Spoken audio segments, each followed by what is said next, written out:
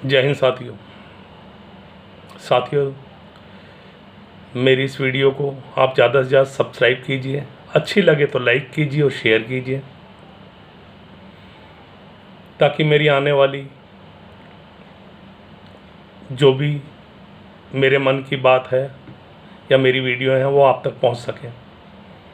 मन की बात का मैं ज़्यादा इसलिए बोला है क्योंकि मैंने भी आज हमारे प्रधानमंत्री जी के मन की बात सुनी।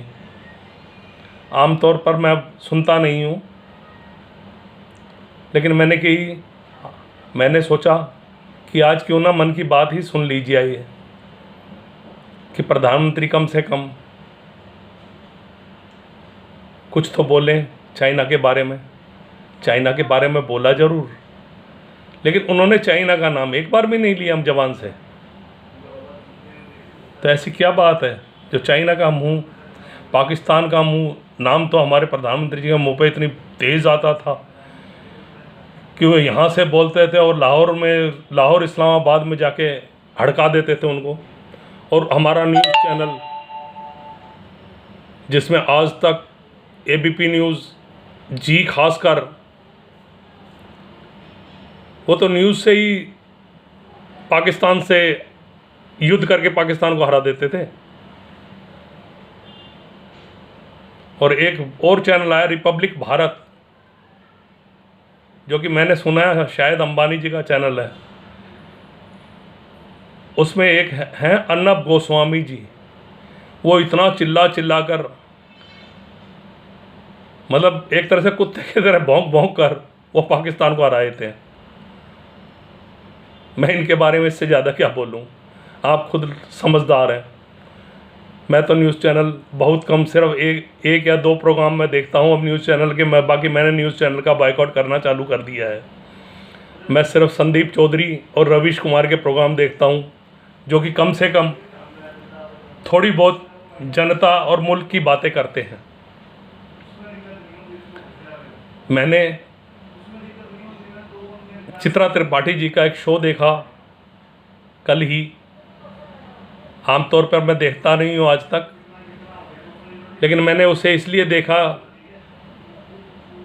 कि वहाँ हमारे संदीप पात्रा जी, जो गोबर पात्रा जी के नाम से मशहूर हो चुके हैं, जिनमें बोलने की अक्ल नहीं है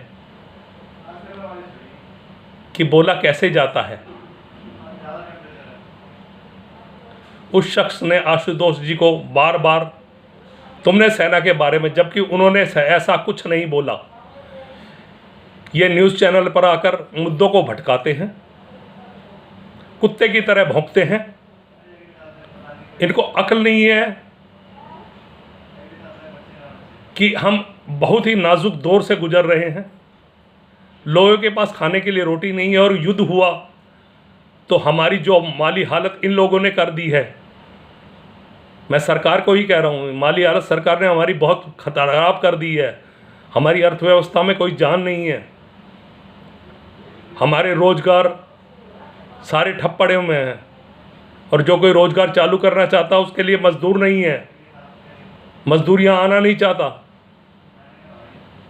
क्योंकि सरकार ने मजदूरों के पास 2 वक्त की रोटी खाने के लिए क्या सिवाय और कुछ नहीं होता। उनको दिहाड़ी मिलती है, शाम तक वो काम करते हैं, उनको दिहाड़ी मिलती है, उसी में से वो अपना खर्चा करते हैं, कुछ घर पर भेजते हैं। इन्होंने, किसी भी सरकार ने उनके लिए ऐसी आपदा में कोई सहूलत नहीं दी। ठीक है, थोड़ा बहुत खाना जरूर सरकारों ने बांटा, लेकिन वो खाना वो खुद खाएंगे, अपने बच्चों को खिलाएंगे। वो दिल्ली छोड़कर चले गए, इसी तरह सूरत, गुजरात, पंजाब, महाराष्ट्र, सब जगह से मजदूर जगह छोड़कर चले गए। अब वो आ नहीं रहे,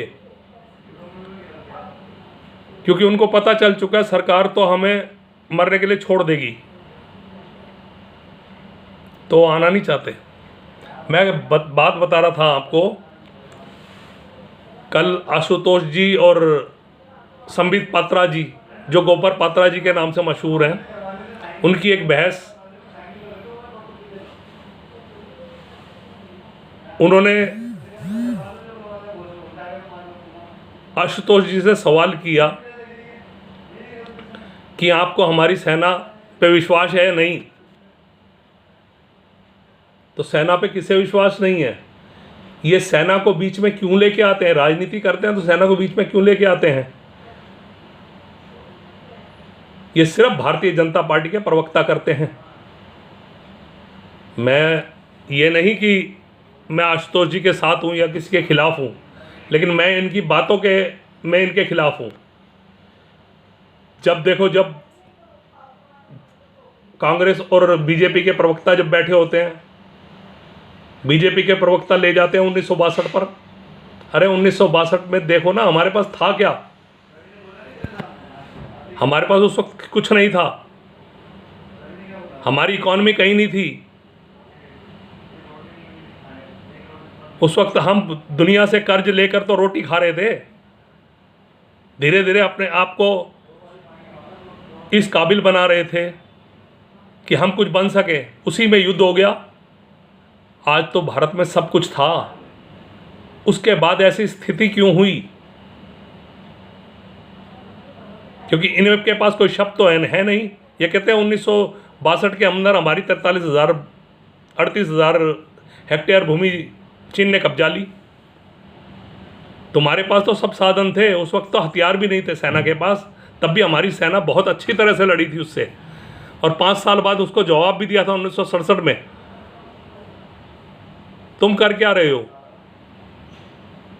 तुम सिर्फ गाली गलौज और गंदी भाषा का प्रयोग करते हो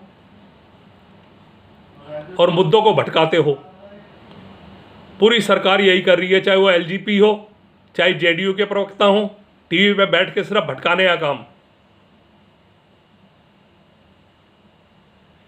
2004 और 5 में गांधी जी, श्रीमती सोनिया गांधी जी के परिवार में राजीव गांधी फाउंडेशन में किसने पैसा दिया, किसने क्या किया? तो 6 साल से आप चुप क्यों बैठे थे? हम आपके साथ हैं, आप इन्हें गिरफ्तार करो, बंद करो। जब चुनाव आते हैं तो वाड्रा की ज़मीनें आ जाती हैं। आपको सिर्फ एक परिवार और एक कांग्रेस के सिवाय तो कुछ दिखता नहीं, क्योंकि कांग्रेस आपके लिए खतरा है। कांग्रेस की तारीफ ये नहीं है कि कांग्रेस की तारीफ हो रही है, ये कांग्रेस भी इसी तरह की, तुम दोनों एक दूसरे के चट्टे बट्टे हो। कांग्रेस बीजेपी को बोलती है, बीजेपी कांग्रेस को बोलती है। लोग यही देख देख के चटकारे लेते हैं और इसी चटकारे में वो अपनी गलती यहाँ कर जाते हैं, जबकि ये दोनों पार्टियां ही शासन करने लायक नहीं है। अगर तुमसे गलती है उसको स्वीकारो, गलती स्वीकारने से कोई छोटा नहीं होता। कम से कम लोगों को ये तो पता चलता है ना, हमारे प्रधानमंत्री जी से या हमारे गृह मंत्री जी से या हमारी सरकार में जो भी कोई है, उनसे गलती हुई, उन्होंने स्वीकारी। हमें याद है लाल बहादुर शास्त्री जी के टाइम में उनकी एक ट्रेन दुर्घटना के बाद में उन्होंने इस्तीफा दे दिया था, क्योंकि उस टाइम नैतिकता हुआ करती थी। आज नैतिकता नाम की कोई चीज़ नहीं है।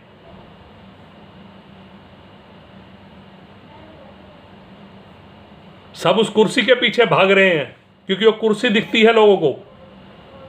जितने भी राजनेता है सब कुर्सी के पीछे। एक निगम पार्षद भी बन जाता है, वो 5 साल बाद 10 करोड़ 15 करोड़ के आसामी बन जाते हैं। क्यों बन जाते हैं? क्योंकि जनता के लिए कोई काम नहीं होता। सारे चोर हो तुम। मैं चोर शब्द बिल्कुल यूज कर रहा हूं। तुम चोर हो। तुम्हारी संपत्ति इस तरह बढ़ती है जिसका कोई हिसाब ही नहीं होता। बेहिसाब संपत्ति बढ़ती है और लोगों की संपत्ति घट रही है। जय हिंद साथियों, मेरी इस वीडियो को ज़्यादा से ज़्यादा सब्सक्राइब करो, लाइक कीजिए अच्छी लगे तो। धन्यवाद।